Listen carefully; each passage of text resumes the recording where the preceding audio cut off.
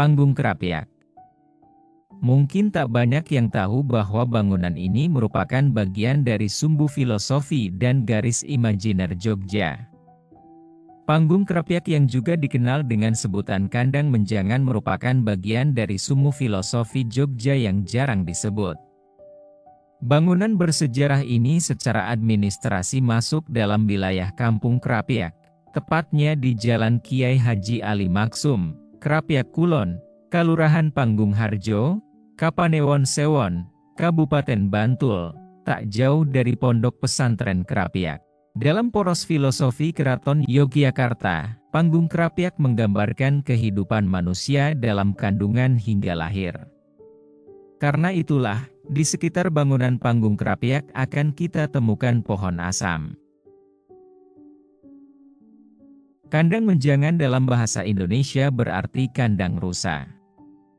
Konon, nama ini dikenal karena tempat ini merupakan tempat berburu menjangan atau rusa yang banyak ditemukan di hutan yang kini bernama Kampung Krapyak ini oleh para bangsawan terutama dari Kesultanan Mataram kala itu yang kemudian dikenal dengan Kasultanan Ngayogyakarta atau Yogyakarta kini. Sebagaimana sebagian besar tempat-tempat lain di Yogyakarta yang masih merupakan hutan pada masa itu, demikian pula tempat ini hingga dijadikan tempat berburu. Berada sekitar 2 km di selatan Keraton Yogyakarta, bangunan ini telah ditetapkan sebagai cagar budaya melalui Peraturan Menteri Kebudayaan dan Pariwisata Republik Indonesia tahun 2011. Keluarga Kerajaan Mataram Islam sangat gemar berburu di tempat ini, salah satunya Prabu Hanyokrowati putra Panembahan Senopati. Kegemarannya berburu menyebabkan beliau meninggal di hutan Krapyak pada tahun 1610. Beliau diberi gelar Panembahan Sedak Krapyak dan disemayamkan di Kota Gede. Kegemaran tersebut juga dimiliki oleh Sultan Hamengkubuwono I, hingga mendirikan bangunan ini pada tahun 1760. Artinya, Panggung Krapyak sudah berusia lebih dari 250 tahun. Bangunan berfungsi sebagai pos berburu sekaligus sebagai daerah pertahanan dari binatang buas. Bangunan Panggung Krapyak berbentuk segi 4 dengan tinggi kira-kira 10 meter, lebar 13 meter, dan panjang 13 meter. Dan ketebalan dinding diperkirakan mencapai 130 cm. Panggung Krapyak terdiri dari 2 lantai yang dahulu dihubungkan dengan tangga kayu. Lantai bawah bangunan Panggung Krapyak terbagi ke dalam 4 ruangan yang dihubungkan oleh lorong. Lantai atas atau atapnya adalah sebuah tempat terbuka yang dibatasi oleh pagar di keempat sisinya yang digunakan sebagai tempat berburu atau disebut ngerapyak binatang. Beberapa orang menduga jika bangunan ini juga digunakan oleh prajurit Mataram sebagai pos pertahanan.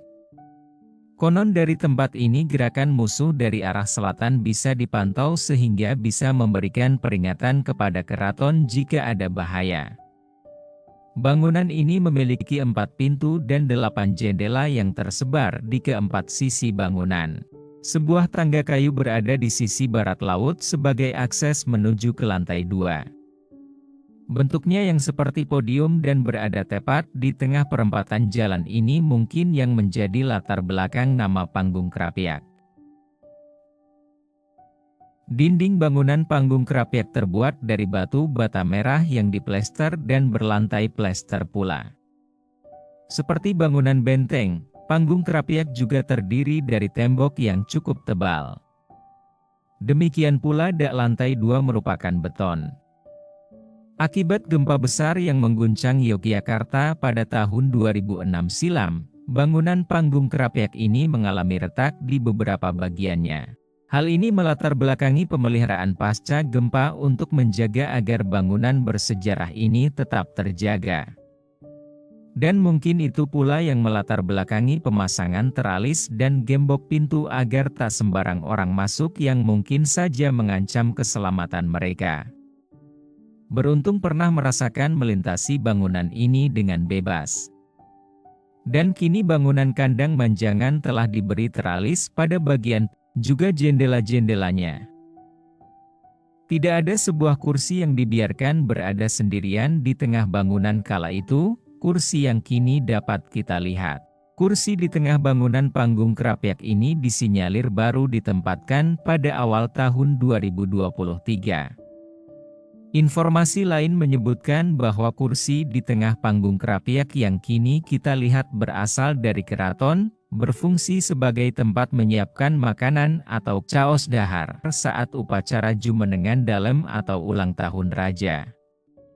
Sejak saat itu, kursi ini dibiarkan berada di dalam panggung Krapyak. Mungkin supaya tidak perlu bolak-balik membawanya, karena acara Jumenengan dilakukan setiap tahun. Sementara saat ini pintu dan jendela panggung Krapyak telah diberi teralis. Jadi, aman. Jangan lupa nikmati hari ini sahabat.